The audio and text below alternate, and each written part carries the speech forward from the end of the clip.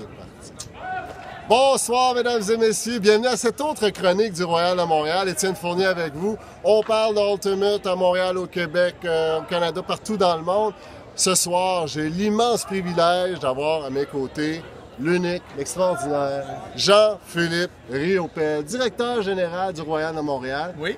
Pour ta deuxième saison en 2019. Oui. Avant ça, tu as été joueur, tu es aussi proprio de la franchise. Oui.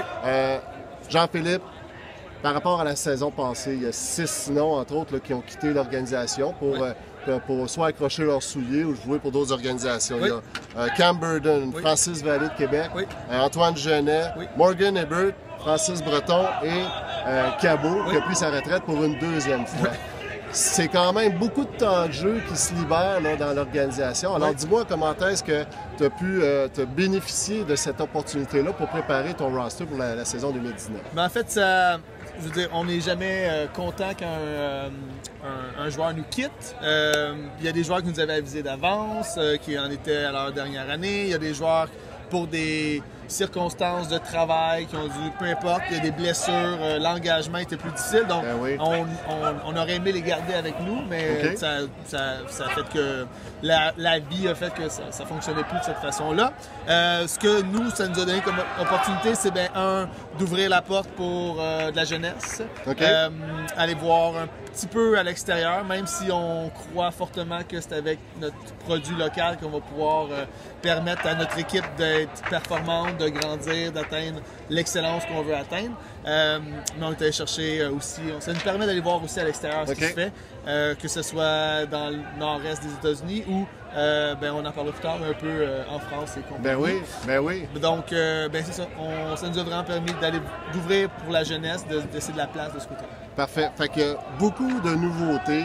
On va passer au travers de certaines de ces nouveautés-là. Entre autres, au niveau des capitaines. L'année passée, on avait un trio de capitaines. Steve Bono, Gabriel Monfette et Kevin Quinlan. Ce trio-là devient un quatuor pour la saison 2019 avec l'ajout de Jacob Sanders. Parlons un petit peu du rôle qu'on s'attend de Sanders en tant que capitaine cette année. Jake a une grande expérience d'entraîneur. C'est l'entraîneur de l'équipe de l'Université de Vermont. Ah oui?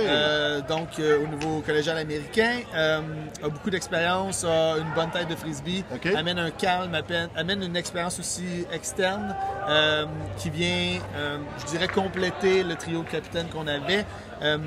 Donc, en travaillant en petits sous-groupes comme ça, ça leur permet de créer des liens entre capitaines. Donc, Jake et Kevin ont souvent collaboré ensemble ou collaborent bien naturellement. Steve et Gabriel, de leur côté, ça va bien aussi. C'est un groupe de capitaines qui se tient bien, qui communique bien. Donc, on est super contents. Donc, Jake amène une attitude différente. Il est très cérébral, comprend bien la game, fait des match-ups intéressants. Donc, on est content de l'avoir avec nous. On a hâte de voir ça. Parmi les joueurs qui reviennent, là, si on parle peut-être plus au rôle offensif, évidemment, il y a Quentin Bonneau. Malik Auger-Sémard, qui est un joueur hybride. Il y a aussi Miguel Godard, là, qui a beaucoup de touches de frisbee en offensive. En défensive, il y a André Arsenault, Christophe Jean Tremblay-Jonca qui revient, Kevin Groux, Vincent Gamache de Québec qui revient aussi, Esteban Ceballos avec ses bons lancers d'engagement. Moi, il y a 3 joueurs qui reviennent que je suis particulièrement excité de voir la saison 2019.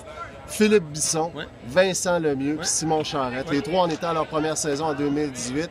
À quoi tu t'attends de quel rôle tu penses que ces 3 joueurs-là vont occuper pour la saison 2019? Mais si tu as dit qu'ils ont joué leur première saison l'année passée, Philippe Bisson était officiellement sur la relève, mais était sur la relève 1, donc avait possibilité de jouer et ça a donné qu'il y avait souvent des blessés, des absents. Donc Philippe a joué, si je ne me trompe pas, l'entièreté de la saison, presque l'entièreté de la saison, en étant en relève. On est très excités de pouvoir l'avoir avec nous pour une saison complète, officiellement comme un Royal. J'ai été coéquipier avec lui l'année passée aussi sur Manic, donc a pris beaucoup d'expérience, a pris beaucoup de... je veux dire, une place de leadership silencieuse, mais sur le terrain, ça paraît beaucoup, fait des gros jeux.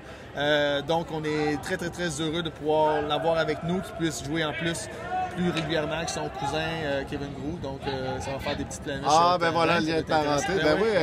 Un scoop, une première mondiale ici sur les chroniques du Royal à Montréal. Vincent, mais encore une fois, Vincent s'est super bien développé l'année passée. Un peu plus timide au début de saison, le temps de s'adapter, mais à la fin, on a vu des grosses défensives, on a vu des gros lancers. à mon avis, dans les meilleurs lanceurs de l'équipe. Donc, on est super content de pouvoir l'avoir avec nous. Comme je te dis tantôt, la jeunesse a plus de place, donc peut-être le temps de jeu viendra avec ça aussi. Puis Simon Charette, on le connaît, ça fait longtemps qu'il tourne autour du Frisbee à Montréal, autour du Royal. Ça a pris un certain temps avant de percer l'alignement. L'année passée, le fait a très bien fait, très solide en défensive, un joueur super agréable à coacher. Essaye rapidement de mettre les conseils donnés en pratique, travaille fort, super bonne attitude. Donc, c'est le type de joueur qu'on a besoin dans notre équipe et on recherche de plus en plus. Bon, à surveiller pour la saison 2019. Maintenant, quand le Royal a diffusé son alignement il y a déjà de ça quelques 2 ou 3 semaines, on a vu 4 noms français qui se sont ajoutés.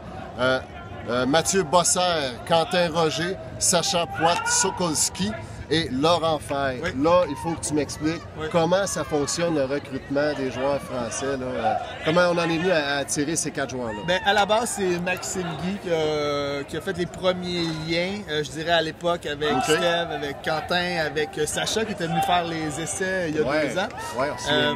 Donc, c'est Maxime qui avait fait le premier lien. Il est allé participer au championnat du monde sur plage, donc il avait aussi vu d'autres Français, donc Quentin Roger. Donc, Quentin Roger, ça fait à peu près ça, 1 an et demi, 2 ans qu'on discute avec lui. Parfait. Et là, cette année, ça a donné, ça fonctionnait bien. Les étoiles étaient alignées. A déménagé à Montréal, est avec nous depuis presque 1 mois, bientôt 1 mois. Et de leur côté, donc Mathieu, Laurent et Sacha, comme j'ai dit, je connaissais Sacha déjà, mais j'ai eu la chance de voir Mathieu jouer au championnat du monde à Cincinnati l'année passée. Laurent, je ne l'ai pas vu avant qu'il vienne ici, mais on a été super contents de comment il a pu performer durant les essais. Belle énergie, beaucoup d'intensité en défensive. C'est un joueur qu'on avait, c'est ce type de joueur-là qui nous manquait, on croit, à certains moments dans nos matchs. Donc, avec beaucoup de communication. Ça passait par Steph, ça passait par moi. On est en mesure de pouvoir mettre en place des choses pour qu'ils puissent venir jouer à Montréal. On est bien content d'accueillir nos cousins français là, dans la franchise montréalaise. La majorité arrive dans les prochaines semaines. Bon, on est très excités de les voir au Centre Claude Robillard cet été. Tout à fait. Dernier point pour toi, Jean-Philippe. Il y a aussi la relève là, qui a été annoncée, entre autres Nabil Chaouch, Jordan Ferries, Brian Howard, Henri Rodriguez, Mohamed Choul, Dylan Lacombe-Bourgoin, je ne sais jamais comment prononcer. Bourgoin, je ne sais pas trop. Désolé pour la prononciation. Jacob Brissette, Zachary Massy. Mais là, attends, j'ai mis Jacob dans la relève, mais tu m'as dit, il a fait l'équipe, là, Jacob. Est dans l'équipe. OK, puis ça, c'est un joueur, il y a quoi, 18 ans, 18, 19 ans? Il doit être pas loin, il doit approcher 19, peut-être je me trompe, mais il me semble que c'est sa 2e année cégep. Donc, peut-être 18, puis non, peut-être 18. Un tout jeune joueur, ça. Tantôt, on parlait des Lemieux et des Bissons, là, mais je pense que Brissette, moi, j'ai hâte de le voir avec le 10 dans les mains, parce que c'est un gars qui a un vaste éventail de lancers. Ça fait, malgré son tout jeune âge, ça fait des années qu'il lance. Fait que, surveillez ça, Jacob Brissette sur le terrain cet été. Je pense que ça va être excellent. Aussi, dans la relève, sans les oublier, c'est pas les moindres, mais il y a Zachary Massy et il y a aussi Basile Limoges qui font partie de la relève pour la saison 2019. Eh bien, merci beaucoup, Jean-Philippe. On va te souhaiter une excellente saison 2019. Merci. On se donne rendez-vous au Centre Claude Robillard pour le premier match local. La saison fait que la première moitié de la saison, vous jouez, je ne me trompe pas, 5 de vos 6 premiers matchs à l'extérieur. Après ça, les 6 derniers matchs, on en joue 5 à la maison et un seul à l'extérieur. La saison 2019 comptera seulement 12 matchs, contrairement à 14 par rapport aux années passées. Fait que de là, l'importance de chacun des matchs, faut aller chercher parce qu'il n'y a pas de marge de manœuvre en 2019. Fait que, merci encore, Jean-Philippe. Merci à toi. On se reparle très bientôt et on vous dit à très bientôt. Partagez ça avec vos amis. Si vous avez des suggestions aussi, faites comme Philippe Tivierge, écrivez-moi vos suggestions. On va tenter d'y répondre. D'ici là, on se dit à très bientôt. Au revoir.